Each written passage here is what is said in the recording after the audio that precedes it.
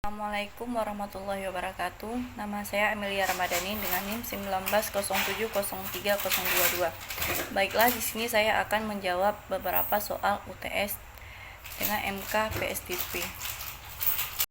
Soal yang pertama, jelaskan komponen yang perlu diperhatikan agar sebuah data dapat dikatakan baik. Jawabannya yaitu sumber data, yaitu komponen pertama, yakni sumber data tempat utama di mana kumpulan data sekaligus informasi dapat dimunculkan kemudian dikirimkan. Yang kedua, transmitter, yaitu berfungsi untuk memproses beragam informasi data sebelum dikirimkan lewat media. Media pengirimah atau sistem transmisi, yaitu media yang berfungsi untuk membawa sinyal dari sumber transmitter menuju penerima, kemudian transmisi secara khusus untuk mengirimkan data sekaligus informasi ke sumber penerima. Yang ketiga, penerima, yakni komponen penting selanjutnya adalah perangkat yang dimiliki oleh penerima atau informasi. Perangkat tersebut berfungsi untuk menerima sinyal yang telah dikirimkan oleh sistem transmisi. Proses menerima data tidak dilakukan secara langsung karena melalui tahap seperti saat proses transmitter yang bekerja, contohnya yakni workstation. Yang kelima, pengirim atau tujuan.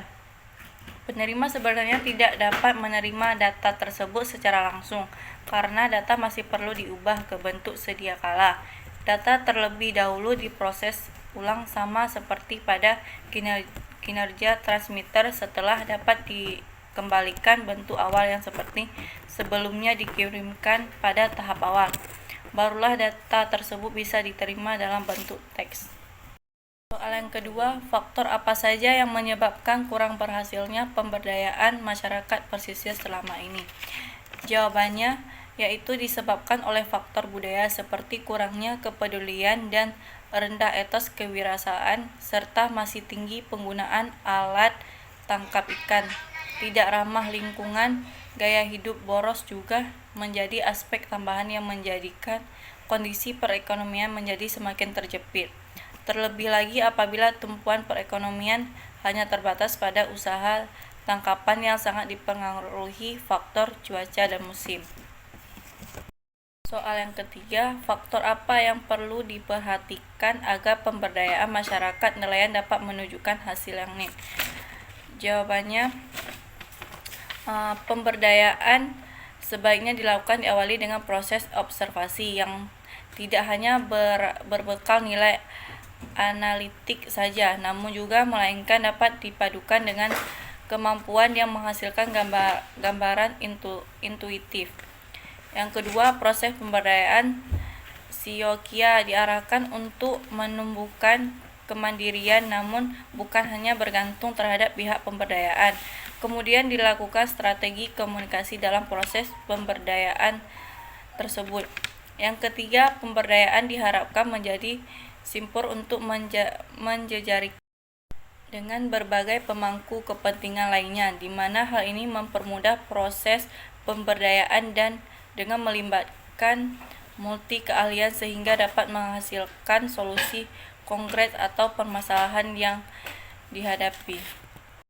Soal yang keempat, sebutkan beberapa hal yang dapat dilakukan pemuda untuk meningkatkan kesejahteraan nelayan. Jawabannya, peranan pemuda dalam mensejahterakan nelayan dapat dilakukan dengan yang pertama, yaitu pemuda sebagai penyampai kebijakan pemerintah kepada masyarakat nelayan. Yang kedua, pemuda dalam mensejahterakan nelayan adalah menjadi penyampai aspirasi nelayan kepada pemerintah. Yang ketiga, pemuda terus berinovasi dan berkreasi menciptakan produk baru bernilai ekonomis yang berasal dari laut serta inspiratif dalam gagasan untuk pengolahan kelautan yang lebih baik. Peran yang keempat, pemuda ikut menjaga lingkungan lautan Indonesia. Upaya menjaga lingkungan ini dapat dilakukan memberikan sosialisasi kepada masyarakat, yaitu dampak negatifnya yang terjadi di lautan seperti naiknya permukaan air laut dan pemulihan karang merupakan efek dari pemanasan global. Selanjutnya soal nomor 5. Apa keuntungan konsep ekowisata dari segi ekologi, ekonomis, dan budaya?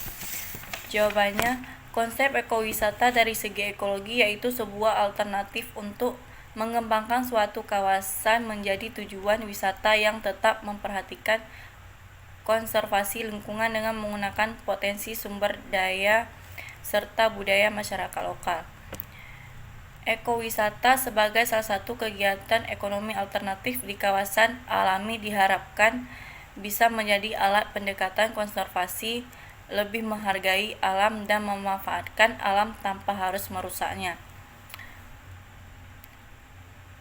Ekowisata budaya yaitu membawa diversifikasi berbagai kesempatan bagi masyarakat lokal dalam usaha kepariwisataan dan juga meningkatkan pengetahuan budaya baik terutama dalam melestarikan kebudayaan yang dimiliki.